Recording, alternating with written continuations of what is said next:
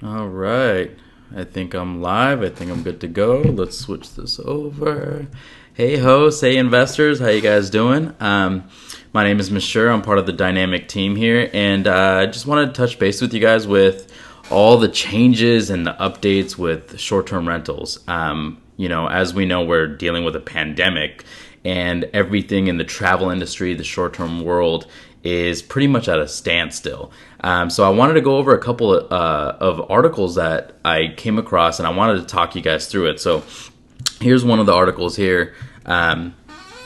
So it's from ASU, Arizona State University. Experts see a huge economic drop-off from pandemic and then rapid recovery. So basically this article talks about, there's a few different types of recovery options here. So let me scroll down to this little spot here. So there is there we go. So there is a V-shape recovery where it's a very quick drop off and then a very rapid recovery and rapid rebound.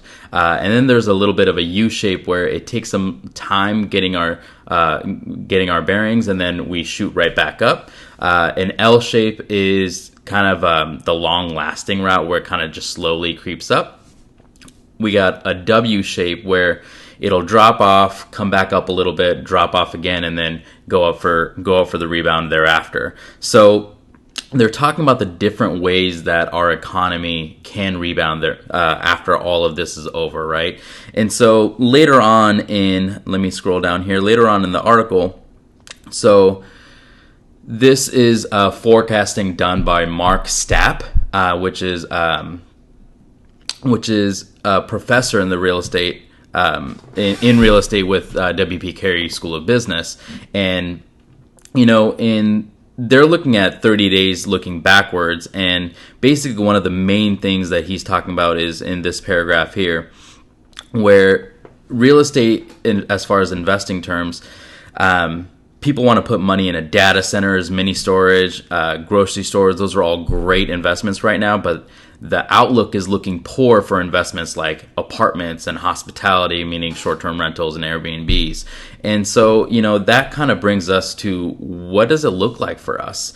In another article here, AirDNA did a study from, let me scroll down here. So AirDNA did a study from the top 10 cities in China. So the number of bookings in April 13th for those 10 cities were up 80% from the week of March 16th, which is what they're calling the bottom of their market there.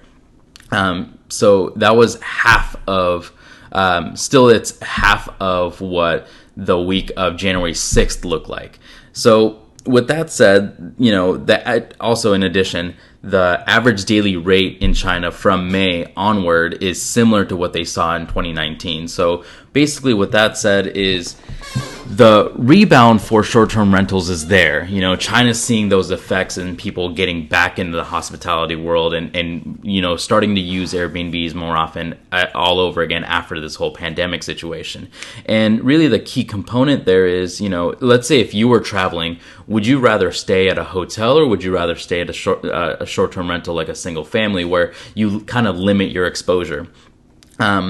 Also, in addition to that, the short-term rental space has really changed a lot due to this pandemic, right? So there's people have taken different exit strategies and employing exit strategies now because it's hard. It's hard to hold your breath when there's no bookings coming down the pipeline, right? So there's a set of short-term rental investors that have switched to long-term tenants. So, they're basically they basically signed a lease for 3 months, 6 months, 9 months, 12 months, and even longer than that. So those people are now out of your competitive market.